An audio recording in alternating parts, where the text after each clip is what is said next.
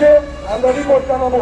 আজকে দুদকের কাছেও আমরা দৃষ্টি আকর্ষণ করছি, আপনারা ভালোভাবে তদন্ত করুন। সিআইডি কার কার কাছে টাকা দিয়েছে সবই কিন্তু আমাদের নখদর্পণে আছে। আমরা যখন ধরবো তখন কিন্তু কুল কিনারা খুঁজে পাবেন না। আপনারা মনে করবেন না যে আমরা কয়েকজন মানুষ কি করতে পারবো।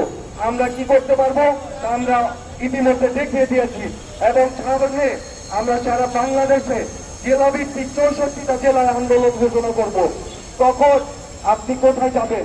বাংলাদেশের অস্থিতিশীল পরিস্থিতি যদি তৈরি হয় আমাদের কারণে নয়, আপনাদের কারণেই তৈরি হবে। আমরা চাই না কোন অস্থিতিশীল পরিস্থিতি তৈরি হোক। বর্তমান অন্তর্বর্তীকালীন সরকারের কাছে আমাদের আকুল আবেদন, আপনারা এই ভুক্তভোগী ইভ্যালিড গ্রাহকদেরকে দেখুন এবং তাদের কথা শুনুন। আমরা আজকে কাফনের কাপড় বারবার বলতেছি, কাফনের কাপড় পরার কারণ কি? কাফনের কাপড়